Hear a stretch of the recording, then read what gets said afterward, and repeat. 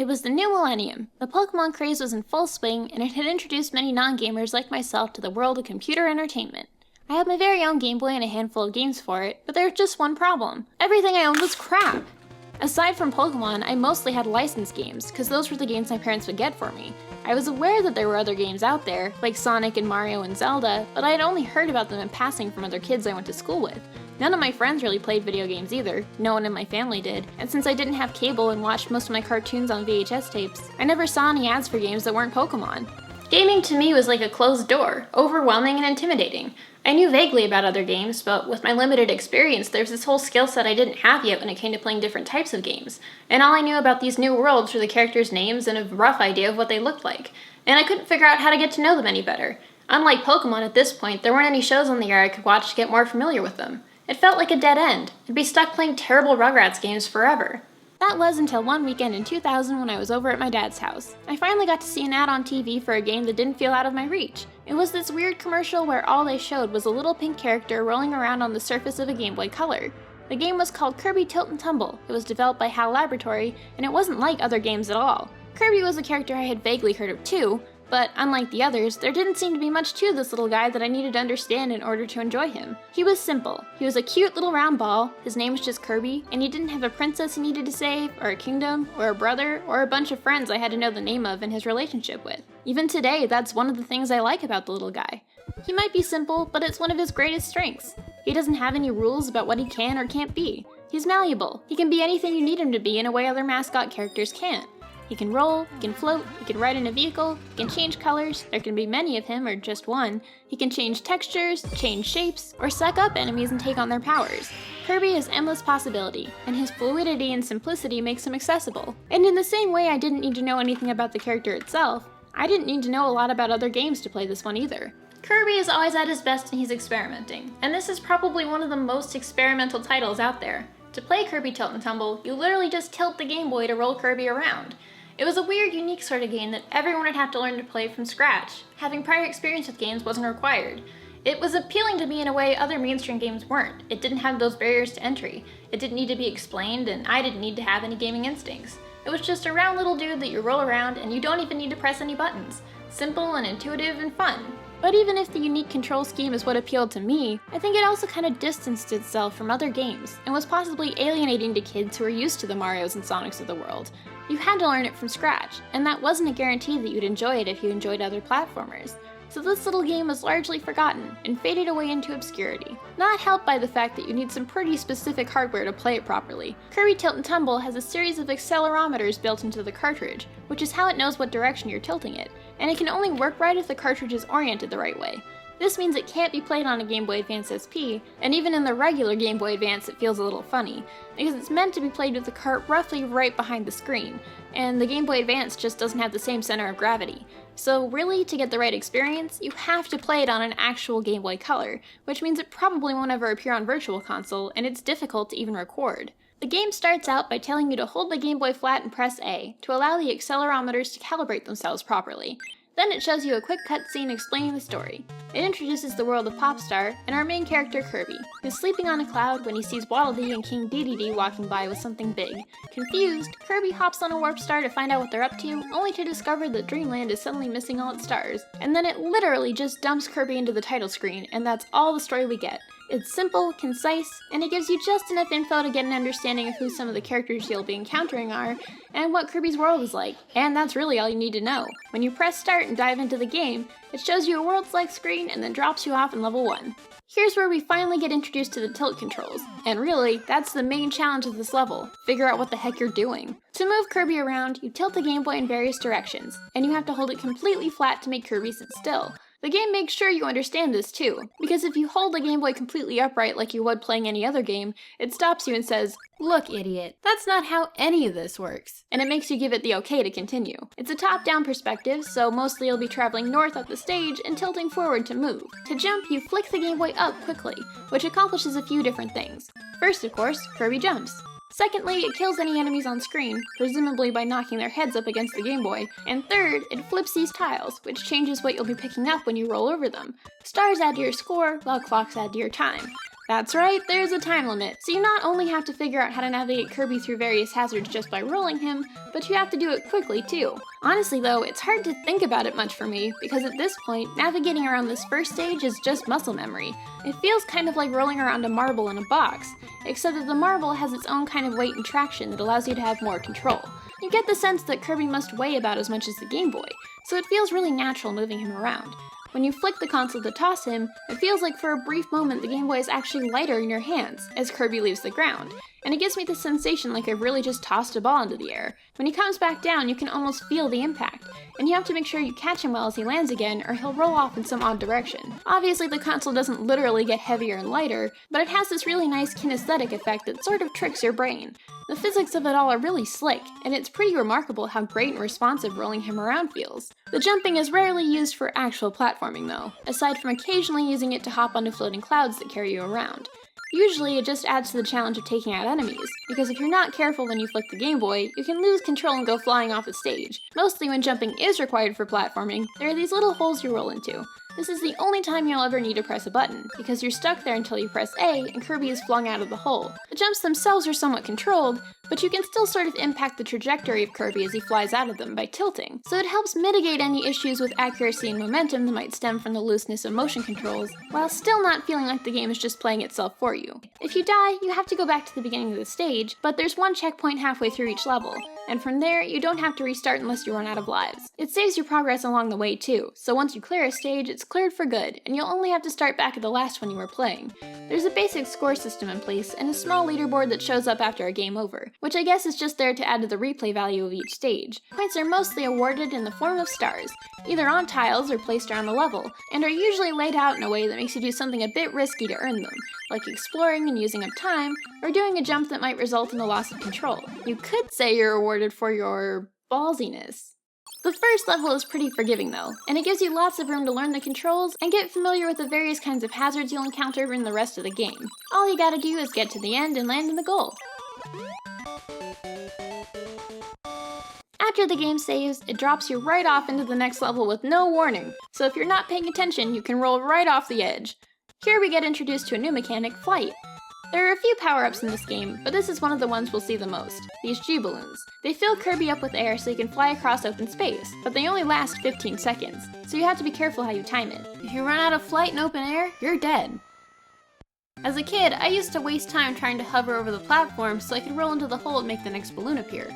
But a lot of the time, I'd end up missing the platform when the air ran out. So here's a little tip from me to you. When you fly past the next hole, just flick the Game Boy as if you were jumping and another balloon will appear. Isn't that handy? The stages are pretty straightforward, well at least these early ones are, but there's more to find if you're brave enough to sacrifice time exploring. Hidden in each world are 2 secret stars, a blue star and a red star. The red stars are really just there for completionist sake, because there's one in every level, and you can't 100% the level without finding them. But the blue stars are bonus stars that reward you with minigames to play if you can manage to collect them and finish the stage. There's a balloon gallery shooting game where you have to tilt the Game Boy to move your crosshairs and flick to reload. There's a hurdle race where you mash A to run and flick the Game Boy to jump the hurdles. There's a memory Simon-esque game that lasts 16 rounds, and there's a little rolling puzzle that's actually impossible where you have to try to get multiple Kirbys to line up with the holes. Seriously, I'm not even doing anything. I'm holding the Game Boy completely still, and they're just rolling all over the place. The last one is my favorite, a game of chicken where you have to rev up by shaking the Game Boy as fast as you can. You have to listen to the sound of the engine to try to guess whether you've shaken it up enough to get you to the edge of the cliff without going over.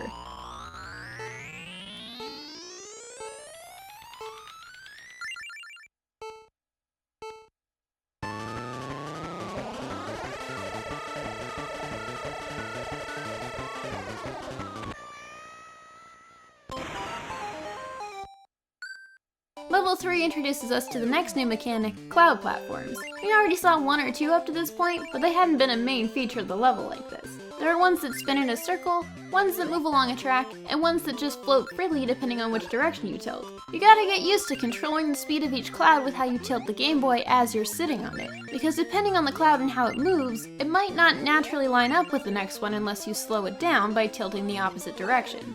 So now stuff is getting trickier. A neat thing is that whenever you're sitting on a cloud or in a hole, you can still flick the Game Boy as if you were jumping, but Kirby remains stationary. So if you're strategic about it, you can get some free kills on enemies without the risk of a normal jump. Fortunately, this level isn't too hard once you get the timing of the clouds down, but there are some super narrow platforms here and almost no walls anywhere to keep you from rolling off the level, so it's slowly ramping up the difficulty as you get more and more used to the basic tilt controls and mechanics of the game. I think the learning curve here is really nicely handled, because it never feels like I'm just totally unprepared to deal with what it throws at me, but it still rattles my nerves and keeps me intensely engaged as I have to learn not only how to control Kirby with more and more precision, but also to overcome the increasing number of obstacles in my path. Now we're at the last level of World 1, Level 4. This is sort of a fortress level with these clockwork robots that act as bumpers. Each section of this level is like its own little tilt puzzle, and right away we come up against the first one. You have to roll Kirby over each peg quickly so that they're all pressed at once, but they only stay pressed for a limited time. If you can't roll in a tight enough circle or miss a peg, you gotta do it all over again and eat up precious time. This one might seem simple, but just you wait. After you find a key and get through a locked door, you have to navigate these corridors with bottomless pits on either side that have robots patrolling them that knock you around. There are breakable blocks that you have to roll into to get rid of, and they bounce you backwards towards the robots. Once you get past those, you come up against a puzzle where you have to navigate a series of holes, some of which are the ones that throw you in controlled directions, but most of them are a brand new type of hole that throws Kirby in the direction you're tilting. The ones that are set send you back, so you have to work out how to avoid them and move forward. So now it's spinning a feature into an obstacle that was introduced as a way to minimize the frustration of platforming. We're starting to see the subtle, crafty ways that level design uses your own momentum against you. These kinds of obstacles can only exist in a game like this, and really play to the strengths of the control scheme. Once you get to the end, instead of a goal, this time there's only a warp star which takes you away to the first boss. If you solved all the puzzles in the level quickly enough, you get a time bonus in the form of a reward roulette, which can give you extra health or time to face the boss with. Then you roll forward, and the seemingly innocent mound on the floor transforms into the creepy observer. Now the fight begins, but nothing you've learned so far will really prepare you to deal with the boss. It can't be damaged with just a flick like a normal enemy, so you've got to use the holes and launch Kirby directly into its eye. Once it's hit, it'll start spinning around in pain. While it's spinning, it's invulnerable and can knock you off the stage. So you gotta find the rhythm of keeping away from it while it's spinning, and then quickly getting back into position to jump into its eye again to hurt it. It speeds up the more hits it takes, so it gets tense trying to time it right. But it's only 3 hits till it's dead, and with the observer beat, Kirby celebrates with the traditional dance of his people. And then it's off to the next world. As soon as World 2 begins, you know that the training wheels are off. It's time to roll like you mean it. In Level 2-1, we're introduced to less harmless varieties of enemies, like these bats that chase you around that can't be killed with a simple flick, and require a microphone to get rid of, and these moe statues that jump and shake the stage around in the worst possible places that can also squash you flat. Level 2-2 though introduces the mother of all mechanics. These moving platforms that, unlike clouds, don't hold on to Kirby, so he can slide right off of them to his death. Yeah, now it's time for things to get really serious. You roll up to this hole and sit and wait for the platform to come over, and then you jump from the hole, land on the platform, and have to carefully, slowly roll with the platform or you'll fall right off. This might not seem so bad, but it's one of the hardest things to master in the whole game. Tiny, controlled movements like the ones necessary to roll with the platform are just barely possible because it's hard to roll without building momentum, and staying completely still doesn't quite work either because the platform can move out from under you and leave Kirby behind. You have to have a real steady hand and a good grasp on the physics at this point to survive. This was the hardest thing in the game when I was a kid. Eventually, I figured out just the right way to hold the Game Boy so that Kirby is touching the back wall, and as the platform moves, rolling gently up into the wall makes Kirby roll just enough to keep up with it. But that only really works on the first one, because from here on out the level is just full of them. Ones that move in all sorts of directions and don't have walls to roll against, and even some that have bumpers on both sides. How the hell did I play this in the car as a kid? They really upped the difficulty here. It's not kidding around anymore. This is a long level too. If you can make it to the checkpoint, you get to this one area with a die that you have to flick to roll that determines which color gate opens. The level branches here, and if you get familiar with half of it and die, you still might not roll the same way coming back a second time. So you have to do a lot of dying to learn the whole thing. And then on top of all that, you still gotta worry about that stinking time limit, which doesn't seem nearly as generous as it did in the first world. Now you have barely enough time to get from one end of the level to the other. But if you thought this level was hard, just you wait until you see the rest of the game. It seems like every level introduces some new mechanic to make your life harder. In World 3, you get introduced to water that you can drown in. It has a different texture than normal ground. It slows you down, and it's hard to escape from. Moving around on it forces you to over-tilt, which causes all sorts of problems when land meets water. And just look at this level. The floor is made of glass that breaks as you roll over it. There are no walls anywhere to keep you from rolling off the level, and just when you thought it couldn't get more terrifying, there are these narrow passageways that are designed to corner you, so you can't keep moving to outrun the crumbling floor. You can't stop to think about what you're doing at all. You just have to roll for your life. I feel like my heart is about to roll right into my stomach. Level 4-3 takes the shrinking platforms to the extreme. Just look at how narrow this is.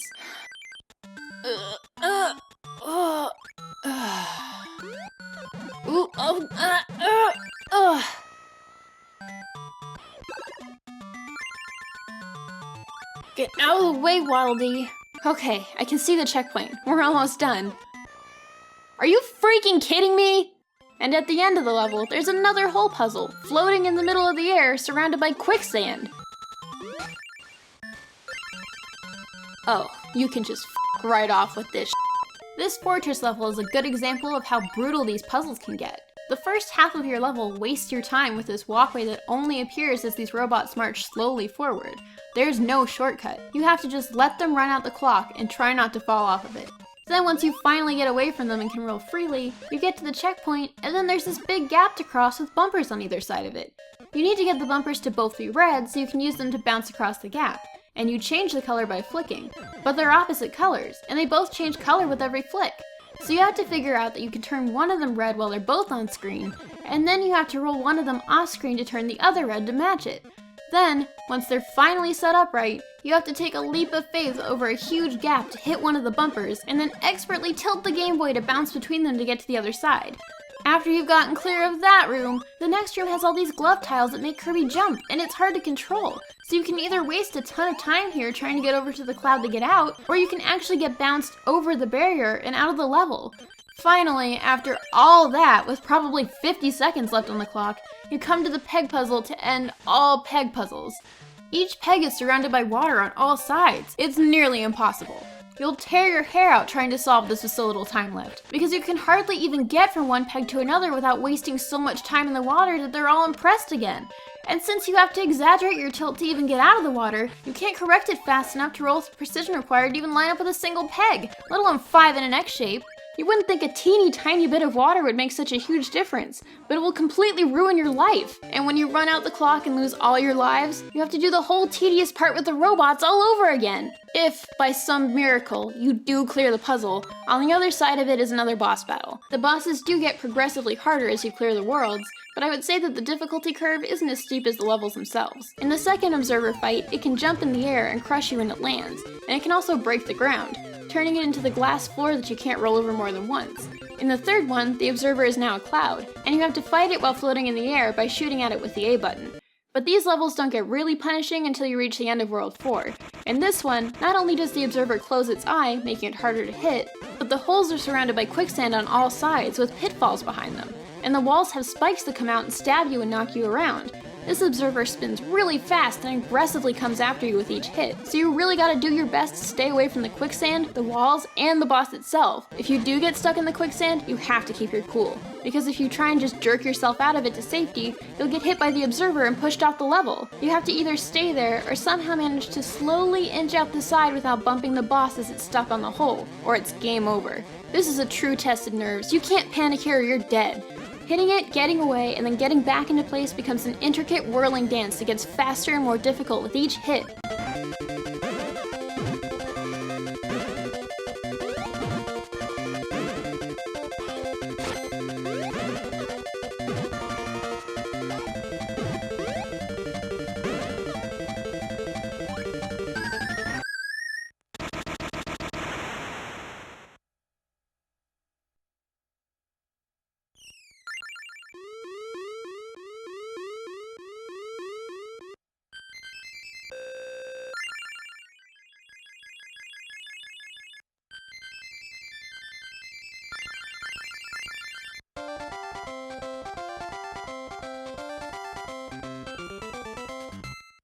So there you go, that's Kirby Tilt and Tumble. There are 8 worlds total, but if you want to see the rest, you'll either have to play it for yourself, or tune into my stream this weekend where I'll be attempting to beat it. Link in the video description.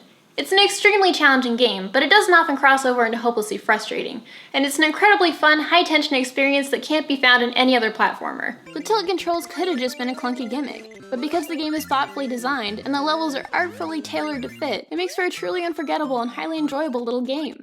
Every level feels really unique, and between the scoring system and the hidden bonus stars to find in each level, there's a lot of replayability here, on top of what's already a full-length adventure. So if you can track down a copy and a Game Boy to play it on, I highly recommend giving it a try. It's truly one of the hidden gems of the Game Boy Color, and one well worth trying for yourself.